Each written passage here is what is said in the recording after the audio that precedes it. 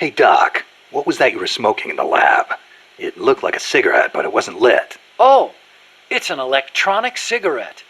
I designed it myself. Pretty neat, huh? Electronic cigarette. Yep, a liquid in the filter that turns into vapor, and you inhale the microparticles. So that was vapor. I'd actually rather be smoking normal cigarettes, but not in that room. The smoke would wreck the precision equipment in there, ruin all its wiring. But the vapor is just steam. It doesn't contain tar or anything like that. So I can smoke it in the lab with no worries. Nice. Want to try one? Nah, I'll stick with cigars. Yeah, but... I don't like imitations. The real thing's always better. Okay. But you know, sooner or later, smoking's gonna become very unfashionable across the world. It hurts you and those around you. Electronic cigarettes might not seem so bad then. Yeah, when that happens, I'll think about it.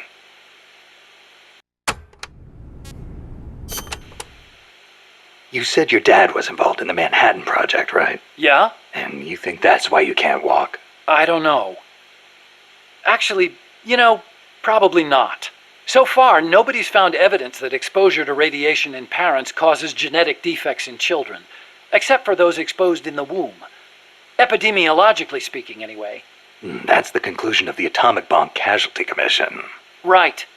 The ABCC commenced its study immediately after the war, and it's still ongoing. Even now, 30 years later. The effects of radiation exposure last a long time. I'm guessing it'll be another 10 years before we get a real verdict on whether it affects genes. Granted, it's the most massive study anybody's ever done. But that's really all it is, a study. The ABCC brought in bomb victims and ran tests on them, but they didn't treat them. Really? Them too, huh? At any rate, that's what my father made me believe when I was growing up. Maybe it was tough for your dad to explain. Ever think of that? Yeah, maybe. But this is my problem now, Snake. I have to face the nukes head on, whether I like it or not. My creations are being used for the wrong purposes. The onus is on me to stop it somehow. Help me, Snake.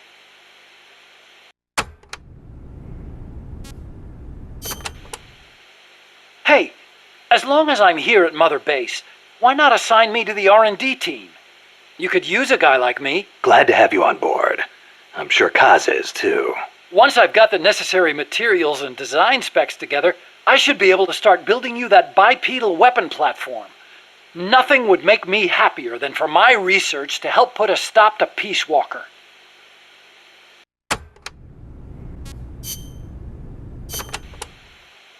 So this Dr. Strangelove was at NASA? Yeah. Well, actually, Strangelove left for DARPA not long after I joined. And then the two of you ended up back together doing research in Costa Rica. Not exactly together. We coordinated on a few things, but the research projects themselves were separate from each other.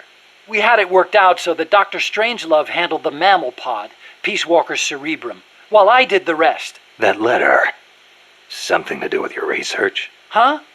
No, it's yeah, it's a report. Research findings. Research findings?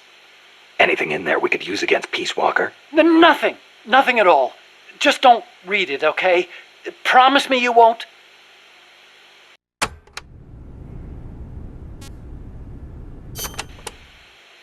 Did you, give that letter to Dr. Strangelove? No. Why not? I gave it to you for a reason. It's highly important information. Sorry. I didn't exactly have an opportunity to play postman. Well, next time you see her, you make sure she gets it. Oh, yeah, sure. Better for you if she doesn't. Snake! What? Tell me you didn't read the letter. No. You did! I mean, you never know what kind of information could affect the outcome of an operation, right? So you read the letter, after I specifically told you not to. What do you expect people to do when you tell them not to read something? I thought I knew you, Snake. I thought I could trust you. But now I see I was wrong. Look, I'm sorry, but I just don't get what you see in her. Well, I wouldn't expect a barbarian who opens other people's private correspondence to understand. Fine then. Deliver it yourself. Huh? What? No way. I could never. You've got a long way to go, Huey.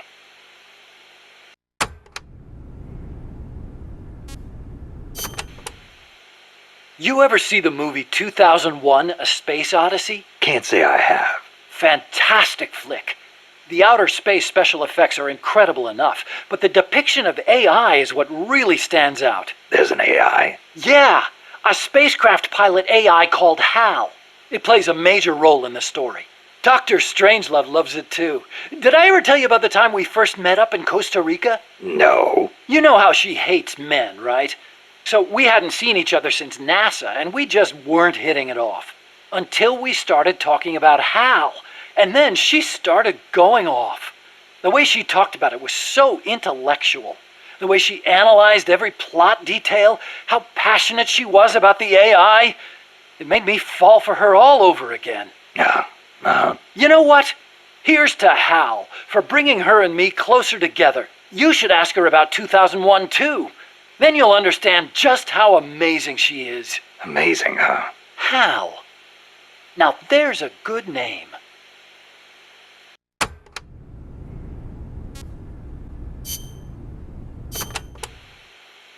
The pupa increases its mobility by using compressed air to hover its rear section. It moves by means of its treads and boosters. Those boosters also provide the propulsion needed for high-speed movement. So if I take out the boosters, it won't be able to charge. Right. I suppose you could also avoid its attacks by lying down beneath it. The pupa is also equipped with electrical shock units. It uses these devices, they look like lightning rods, to direct discharge. Guess I should pull the plug on those too. Good idea. What else? Well, as with all AI machines, you can incapacitate the entire unit by taking out the AI itself. If you can get the hatch open and climb inside, you can pull out the memory boards. Lights out AI. We may be able to use those boards for ourselves. If you can, try and get inside the AI pod and have a crack at it. You won't be able to do that until you've damaged it enough to stop it from moving first. Got it. Usual tactics first, then.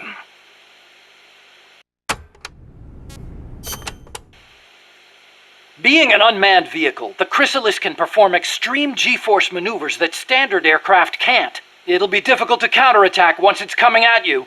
I should mention that it's also equipped with a railgun. A what? A weapon that fires rounds using electromagnetic force in lieu of gunpowder. Wait, an electric weapon? Not exactly. The rounds themselves are conventional shells. It creates force by running an electric current through a magnetic field. Fleming's left-hand rule. Didn't they teach you that at school? Not at mine. Oh. Anyway, as the railgun uses electromagnetic force, it needs to charge before firing. Once you see it starting to charge, take immediate evasive action. Also, as with the pupa, destroying the AI will put the unit out of commission. Do enough damage and it'll have to land. Use that opportunity to get in the AI pod. Wait too long and it'll start to repair itself. Be sure to shoot the hatch the moment it lands. I think I can handle that.